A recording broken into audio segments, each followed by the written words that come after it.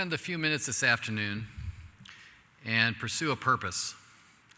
And the purpose is that I intend and hope to convince every one of you to take about 2 hours of whatever you have on your schedule every week out and replace it with 2 hours of time at least focused on developing future technologists.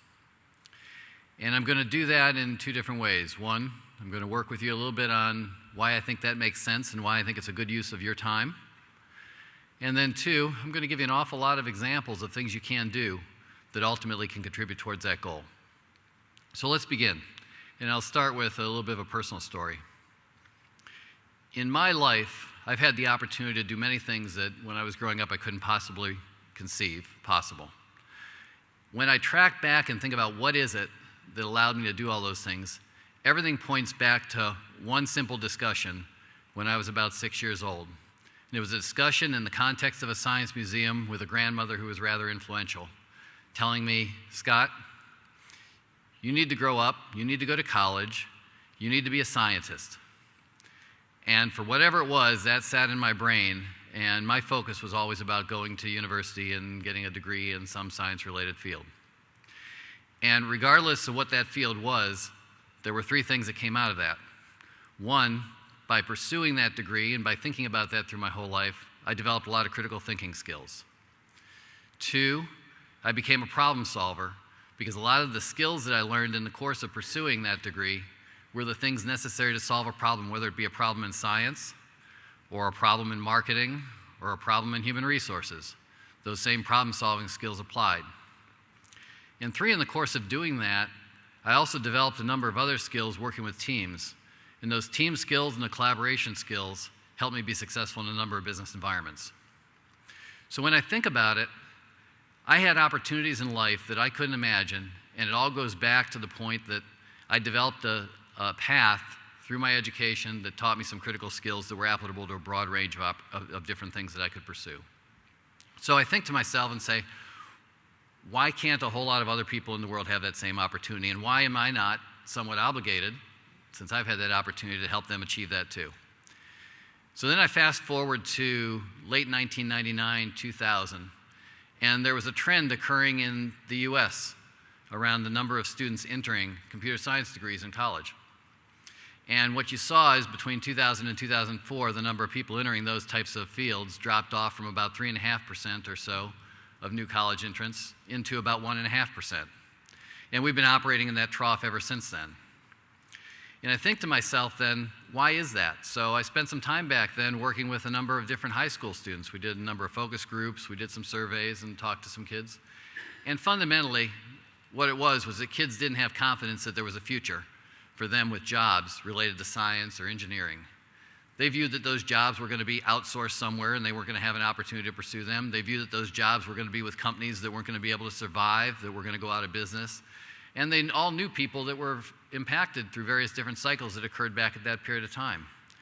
But when you peeled it all back, fundamentally the one thing that was missing is that they didn't have confidence to pursue a degree in any kind of a science, technology, engineering, or math type career. They wanted to go into general business, they wanted to go into general sorts of education. So that was the start of this path that I've been down for the last several years.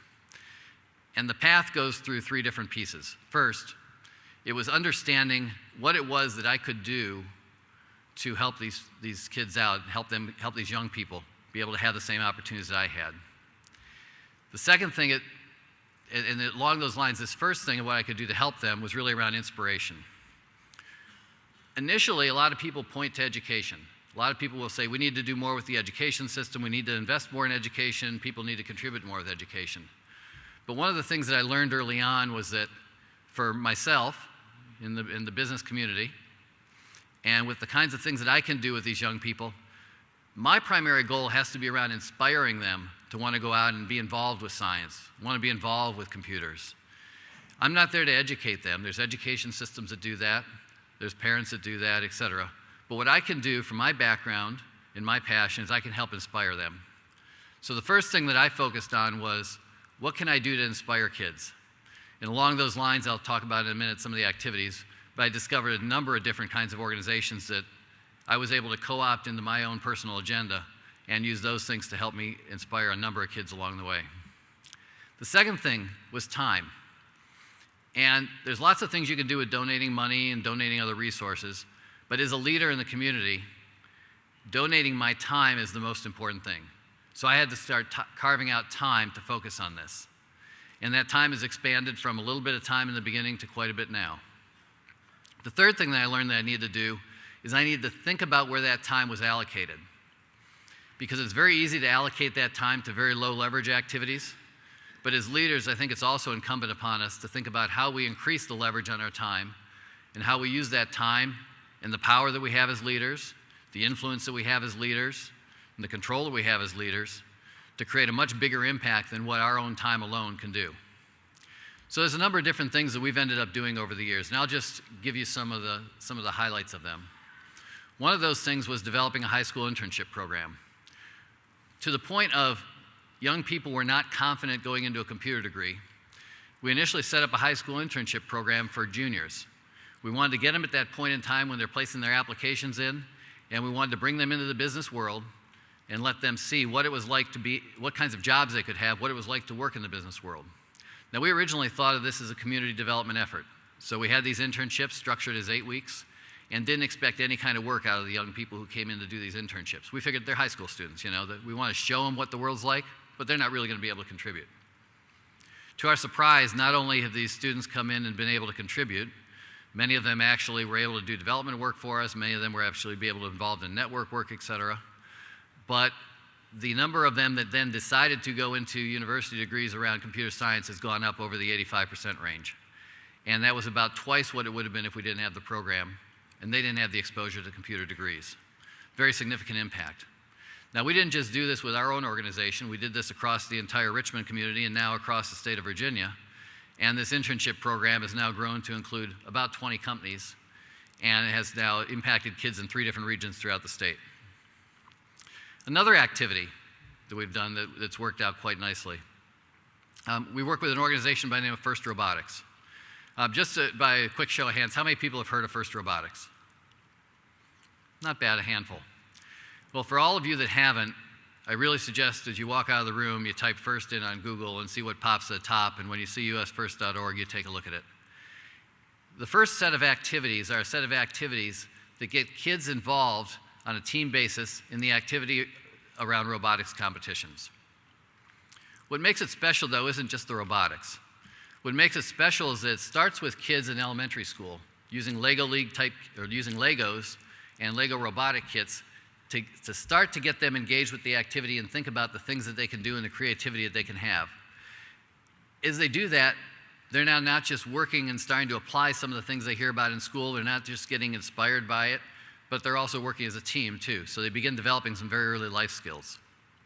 By middle school, they can move on to a tech challenge.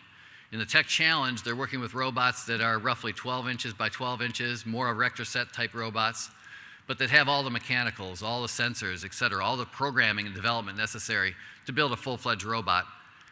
And at that point now, they're starting to compete in some larger teams, maybe 10, 15 people per team.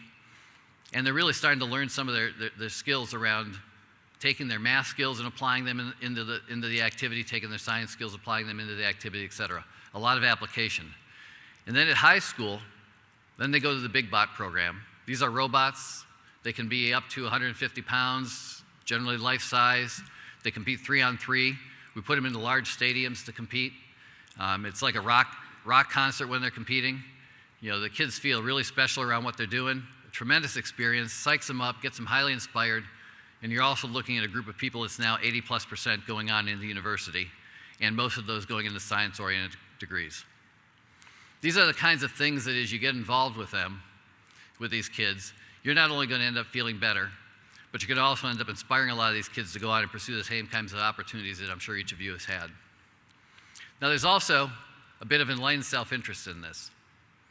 If you think about what we need to continue to grow our organizations, we need highly energized people. They're going to come in, having grown up in a digital world with a different paradigm, and are going to show us all the things that we can't possibly imagine because our background doesn't give us the context with which to realize it. These are kids that grew up knowing that they can always be with everybody anywhere, knowing that they can always work from any particular place in the world. These are kids that have a different perception of speed, a different perception of communication, a different perception of connectedness. And these are the kids that we want to have on our teams in the future.